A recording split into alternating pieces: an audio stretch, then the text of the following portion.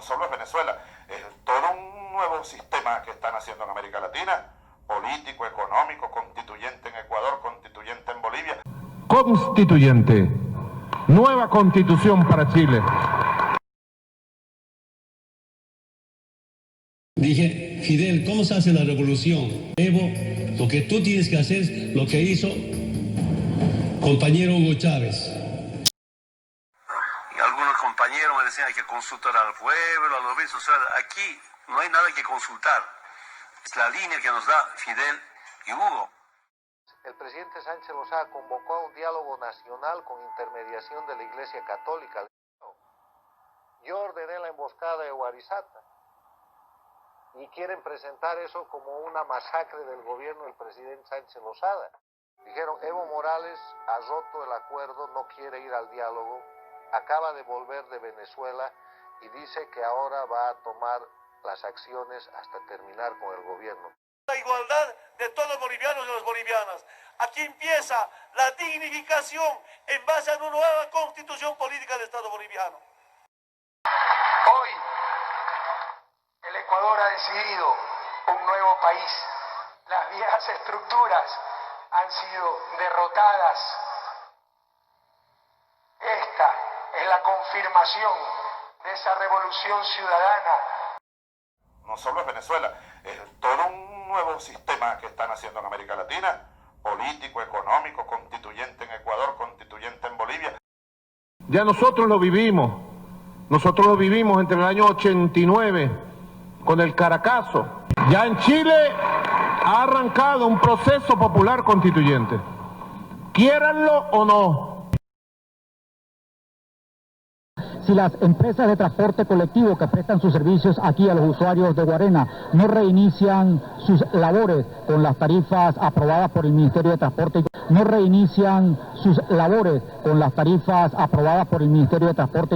Y yo semanalmente tengo que gastar 100 bolívares en pasaje con este nuevo aumento. Hubo quienes reconocieron que los saqueos fueron en gran parte injustificados. Yo considero que el problema que estamos reclamando es el acta indiscriminada del pasaje. Que yo creo que si la colectividad mañana se le ofrece respetar la tarifa que el gobierno ha puesto, creo que se resuelve el problema. Sencillamente se está tergiversando esta situación y va en perjuicio de la comunidad, de los comerciantes. Los comerciantes ahorita no tienen culpa del problema que está pasando. 20 vehículos incendiados, centenares de comercios saqueados y un número no determinado de heridos fue el saldo de los disturbios ocurridos durante el día de hoy en la población de Guarenas. La protesta, que en un principio era pacífica, se tornó violenta hasta el punto de que la policía no pudo controlar la cantidad de focos de desorden que se producían Y en la Universidad Central de Venezuela también se produjeron escenas de marcada violencia, pero en esta oportunidad entre estudiantes, encapuchados y las autoridades policiales. Fue quemado un vehículo de la CanTV por acción de los encapuchados. Las llamas fueron controladas rápidamente por los bomberos.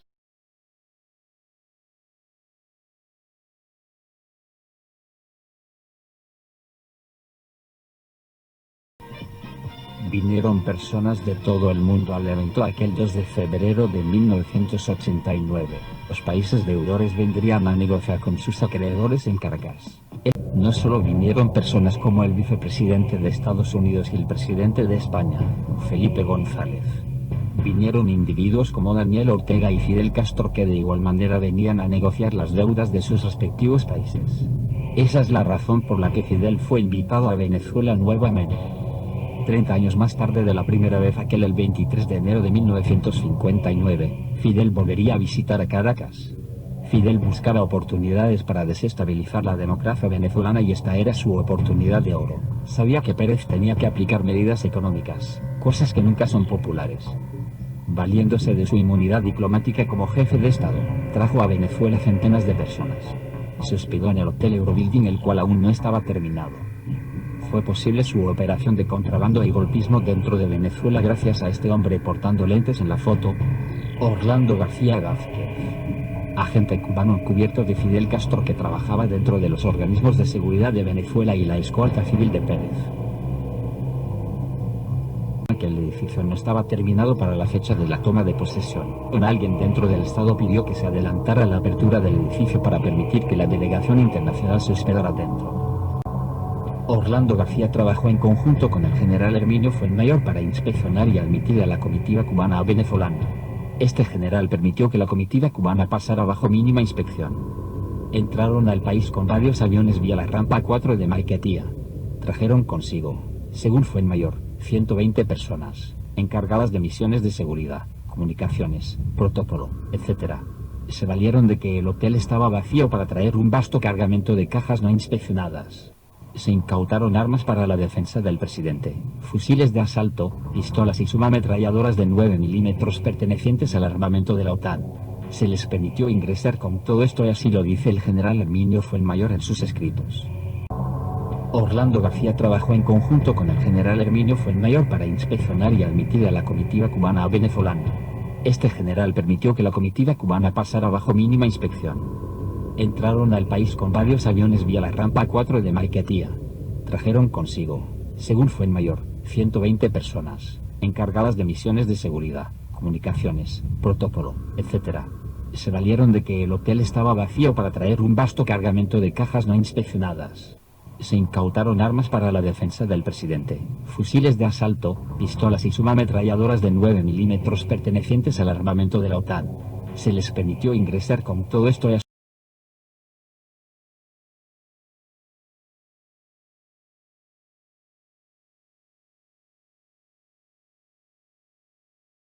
El 5 de julio, a las 9 de la noche, un poco antes del paso fronterizo de Chacayuta, Carabineros hace señal de detención a un auto Hyundai gris patente HRHZ98.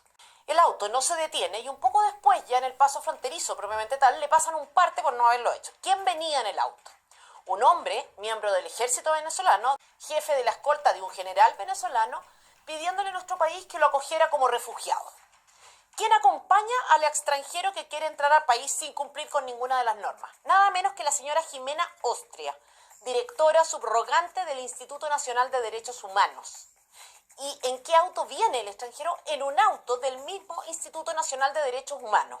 O sea, tráfico de personas, tráfico irregular, impulsado por una corporación que es financiada con plata de todos los chilenos. Le prestan auto, lo acompañan en la frontera. La República Independiente del Instituto Nacional de Derechos Humanos, prestándose para entrar personas a Chile de manera irregular, con plata de los chilenos, al margen de la ley y para... Eso no es todo. El migrante tiene también abogada en la frontera. ¿Quién es la abogada?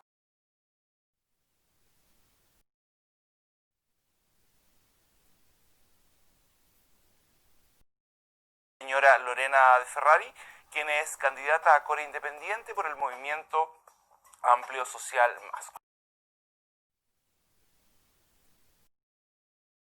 Vasto cargamento de cajas no inspeccionadas. Se incautaron armas para la defensa del presidente, fusiles de asalto, pistolas y subametralladoras de 9 milímetros pertenecientes al armamento de la OTAN. Se les permitió ingresar con todo esto y así lo dice el general Herminio Fuenmayor en sus escritos. Alegaban haber obrado así por la seguridad de Fidel Castro. 2 días después de la inauguración del presidente Pérez, Fidel Castro permanecía en el Hotel Eurobuilding, ya que las reuniones continuaban en la capital. En ese mismo hotel durante una entrevista, fue recibido por una centena de intelectuales. Admitió haberse reunido con empresarios y los partidos izquierdistas venezolanos. Entonces Fidel se reunió con la izquierda para orquestar su plan contra la democracia. Lo dijo varias veces en esta entrevista que sostuvo reuniones con la izquierda venezolana, la cual tenía infiltrados en todos lados. Llegó a decir que, debido a las presiones económicas en Latinoamérica, no se están planeando golpes de Estado, sino que se verían estallidos sociales.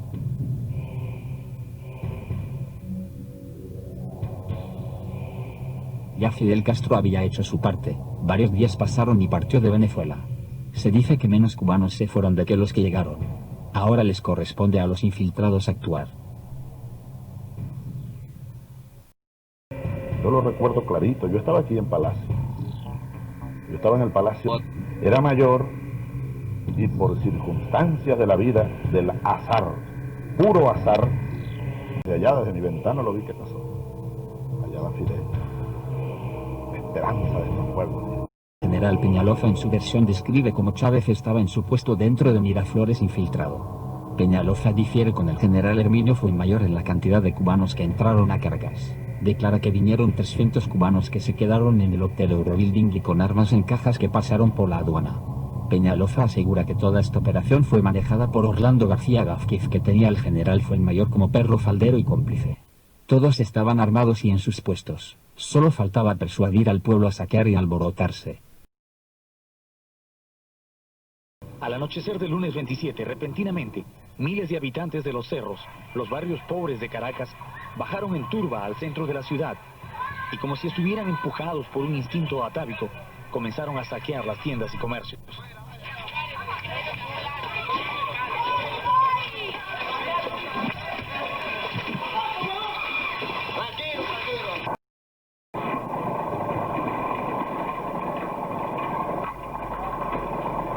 La compota que llevas ahí, la carajita mía.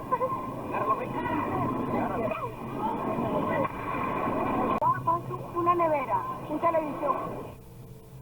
27 de febrero. Esa noche me fui por allá por la Trinidad y me tocó ver, después que dejé a mis amigos allá cerca de su casa, cómo saqueaban, había saqueos, policías, disparos. Me vine a Palacio esa noche, llamé a mi general y le dije, mire, yo acabo de ver esto y aquí en el centro de Caracas hay humo. Bueno, quédate ahí, me avisas cualquier cosa. Pero no había ningún toque de queda todavía. Al día siguiente yo amanecí con fiebre, tenía rubiola de China, cosas de eso. Me fui a Palacio, allá a la enfermería, y estaba ya brotado, pues. Me mandaron reposo. Me le presentó al general y me dijo, no te me acerques, que a mí no me ha dado eso. Yo me fui a la casa, no conseguía gasolina. Al amanecer del martes 28, Caracas era un caos. En el centro de la ciudad, los saqueadores hacían de las suyas, robando todo lo que podían cargar hacia sus casas.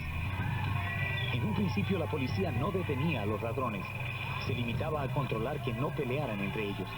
Era tal la cantidad de gente que ingresaba a saquear que desbordaba todo control policial.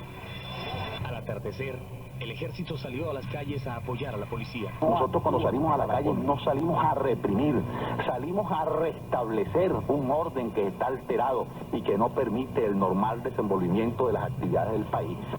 Tan pronto los militares y las fuerzas de orden público lograron llevar a los saqueadores a las faldas de los cerros y sus casas.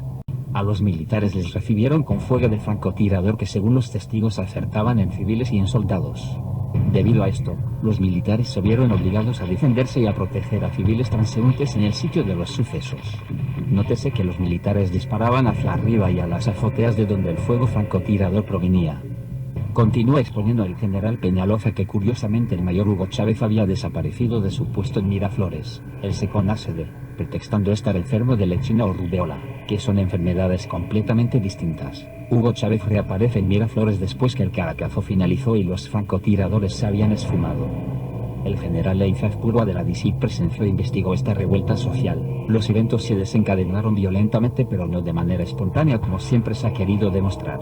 Dice Inf que el resultado del Caracazo se salió del control de la izquierda subversiva y no pudieron lograr el golpe de Estado que se habían propuesto. Estimularon las protestas iniciales y las hicieron violentas con ayuda del AMPA como mano derecha.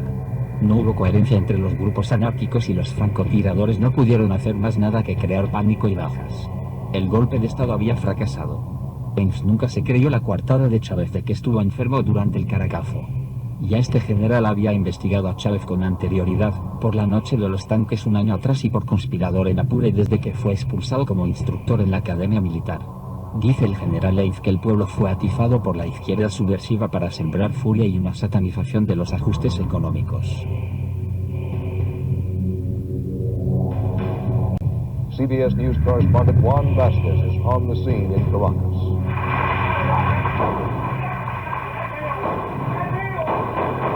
Scattered firefights are still raging in sections of the capital today. The soldiers exchanged fire with a sniper for the better part of an hour as armored cars threaded their way through the narrow streets of this working-class neighborhood to surround the building. The beleaguered government of Venezuela, shocked by the fury of this week's riots, brought an additional 9 infantry battalions into Caracas to gain the upper hand, but sporadic fighting continued in some areas. La situación del país es de absoluta normalidad con excepción de algunas zonas del Distrito Federal, donde todavía actúan pequeños grupos y francotiradores que buscan mantener en zozobra a la pacífica población de la ciudad.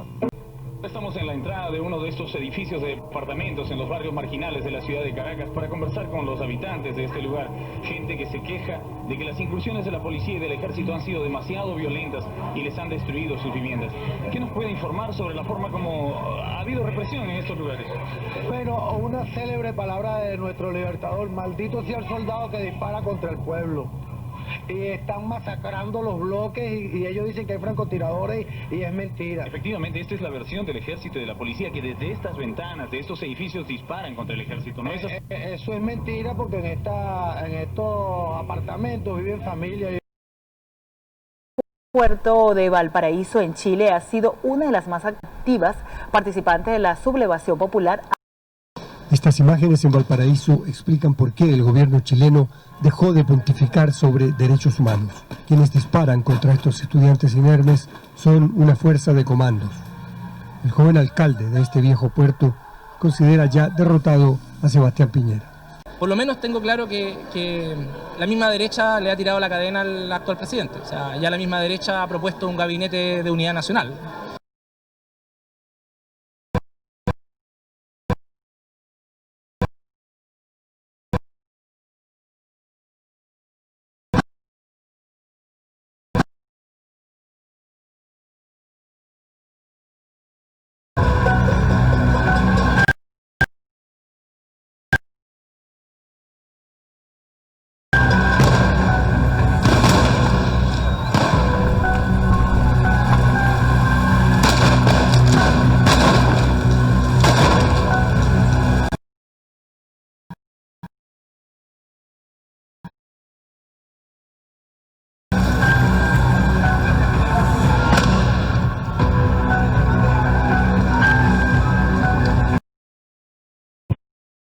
Se puede apreciar cómo los militares, en realidad, protegían a los ciudadanos, procurando que estos retornaran a sus viviendas o a cualquier lugar seguro lo antes posible.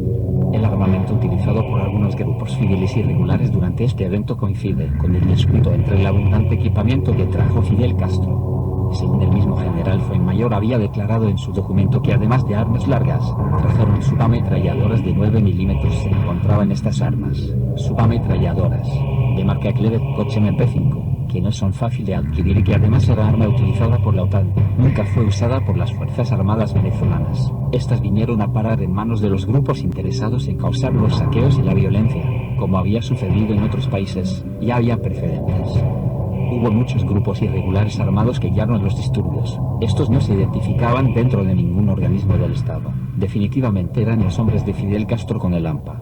En fin, Chávez convenientemente desapareció de Miraflores durante los sucesos. Los militares fueron recibidos con fuego francotirador.